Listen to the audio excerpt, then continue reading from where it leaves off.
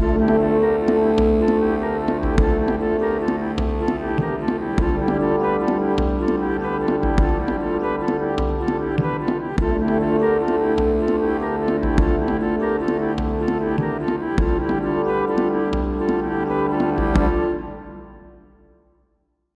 folks, I am the old sergeant. Members of Congress commissioned a report on issues in the surface Navy. It came in response to a fire on the USS Bonhomme Richard in San Diego, and 2 ship collisions in the Pacific. Retired Marine Lieutenant General Robert Schmidl, shown on the left, and retired Navy Rear Admiral Mark Montgomery, shown on the right, conducted hour-long interviews with 77 current and former officers, off the record, to identify issues they wouldn't feel comfortable raising in the chain of command. They identified a number of disturbing trends in Navy leadership and training. Many officers said that diversity training took precedence over warfighting. They claimed combat readiness had become a box-checking exercise. The opening summary of the report states, every officer is up to speed on diversity training. Not so much ship handling. The U.S. Navy is too woke for war because of risk-averse, politically correct, and control-freak top brass. The report found that a staggering 94% of the subjects believed the recent naval disasters were part of a broader problem in Navy culture or leadership.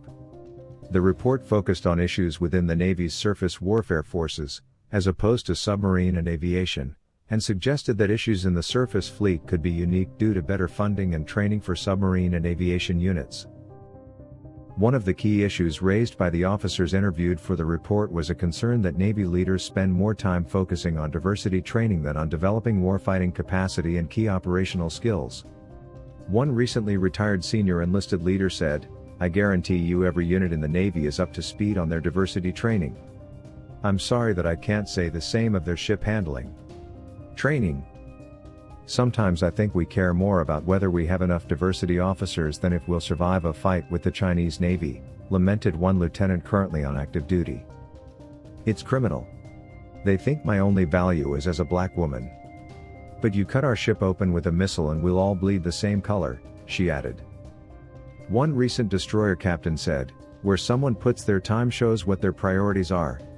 And we've got so many messages about X, Y, Z Appreciation Month, or sexual assault prevention, or you name it. We don't even have close to that same level of emphasis on actual warfighting." While programs to encourage diversity, human sex trafficking prevention, suicide prevention, sexual assault prevention, and others are appropriate, they come with a cost. The non-combat curricula consume Navy resources, clog inboxes, create administrative quagmires, and monopolize precious training time. By weighing down sailors with non-combat related training and administrative burdens, both Congress and Navy leaders risk sending them into battle less prepared and less focused than their opponents, the report added. Some of the respondents expressed concerns that when combat lethality and warfighting are emphasized, they are treated in a box-checking manner that can seem indistinguishable from non-combat related exercises. "The Navy treats warfighting readiness as a compliance issue," said one career commander.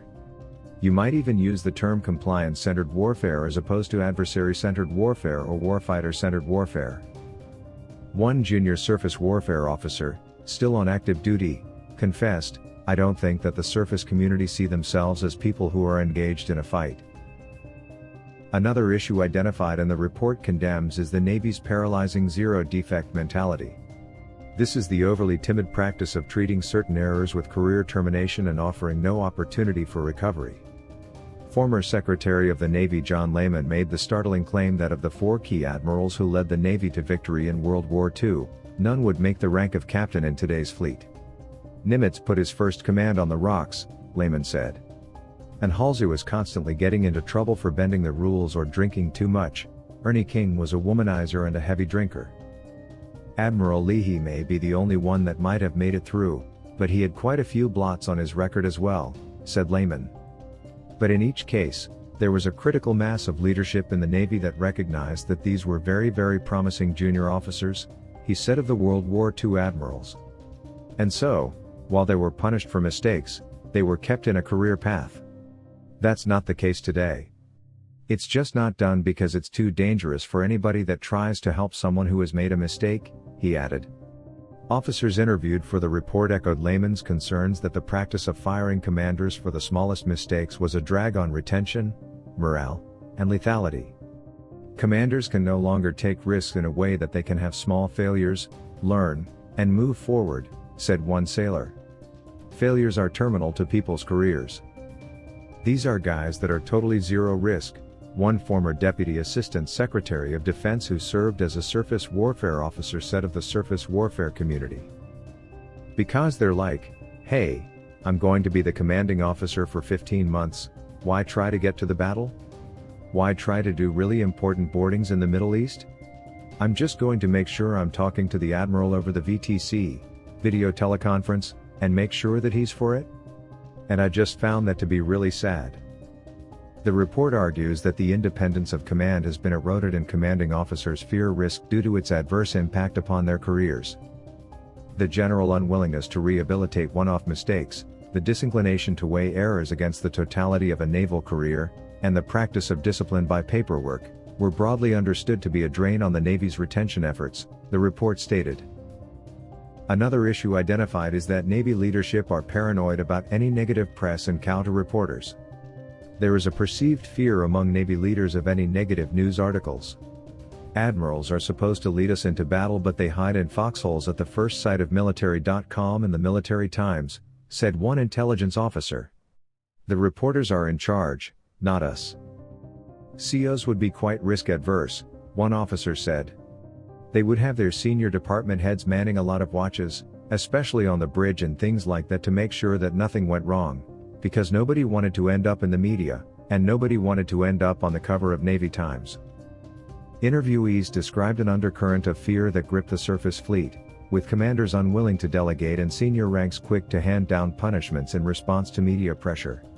The report noted that the rank and file felt that the disciplinary actions following the two collisions involving the USS McCain and USS Fitzgerald were in response to public and congressional outcry rather than the concrete root causes of both unique incidents. The report argued that Navy leaders placed too much emphasis on controversies that would quickly disappear from the news cycle. The military, not just the Navy, has been slow to acknowledge the realities of new media.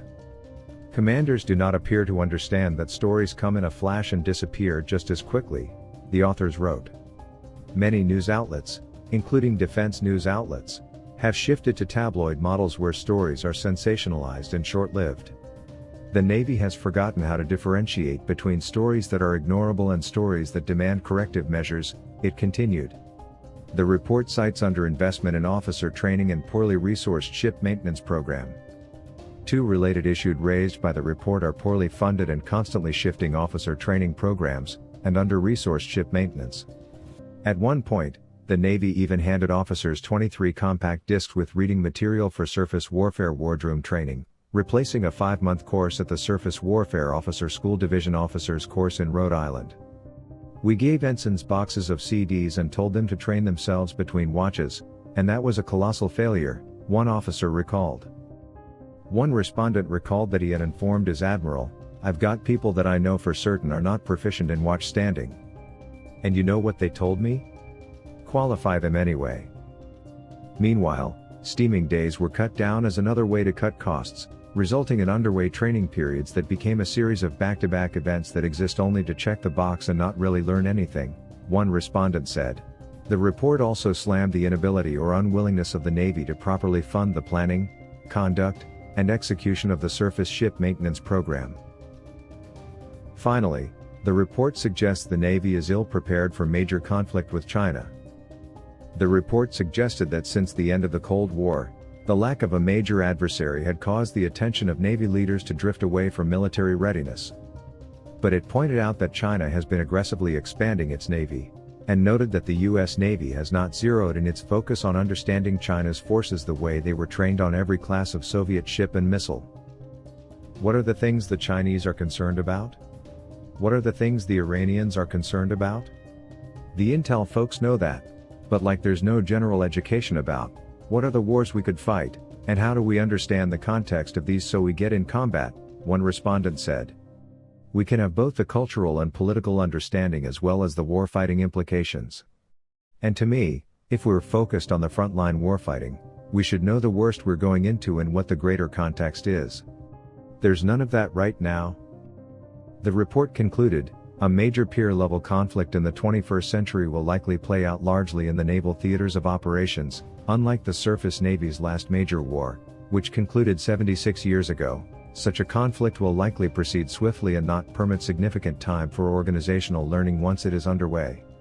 Unless changes are made, the Navy risks losing the next major conflict. This is a devastating report and I have a few comments. First, I spent most of my career in the military as a technical instructor. Training is massively important. When smelly stuff hits the fan, people need to know what to do without being ordered to do so.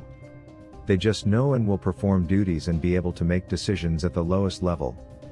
The ability of the lowest ranked person to make decisions and execute the decision is something that has always made the American military the best in the world.